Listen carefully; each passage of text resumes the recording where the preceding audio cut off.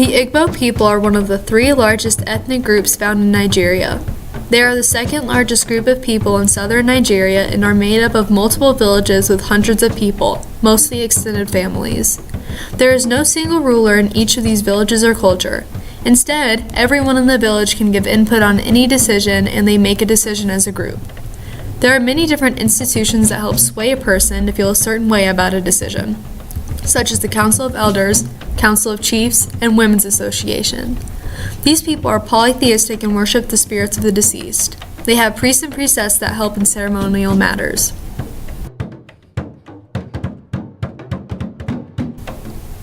The origin of the Ikenga is both unknown in reason and time period. No one knows for sure when these artworks started up, and no one knows why Ikenga looks the way it is. Every Ikenga has horns of some sort, but most of them are seen with ram horns. There are many speculations that the Ikenga have ram horns because they are fashioned after an Egyptian god, which shows trade and ideas. These sculptures started in the heart of the Igbo area, which is called Igbo land.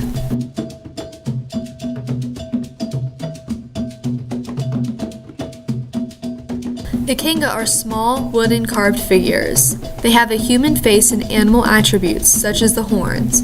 They are always small and only a couple inches tall. They always have an abstract or naturalistic design.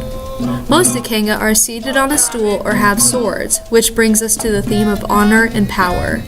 Ikenga have swords in their right hand, but their left hand can hold objects specific to them, such as a human decapitated head for a warrior, an elephant tusk for a hunter, or a staff to represent high rank in the community. Some Ikenga are so abstract that they are lacking arms. Scarification on the temple or forehead represents the specific person as an important member in society.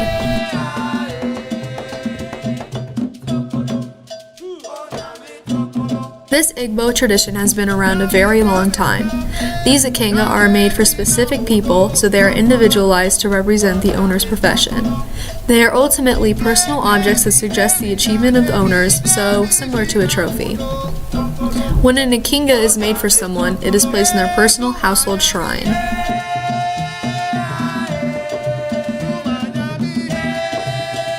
This specific Ikenga has ram horns that are as big as the body.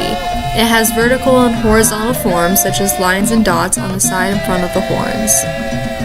The head is emphasized to represent strength and power, which relates to the Igbo saying that rams fight with their heads first. This Ikenga has a human head in its left hand, which represents his warrior status.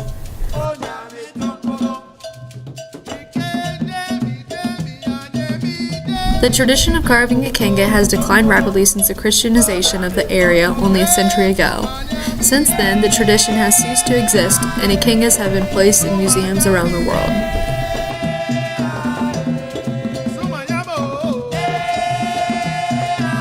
Some links to the Ikenga include the running horned woman from 6000 BCE. This woman represents supernatural deities.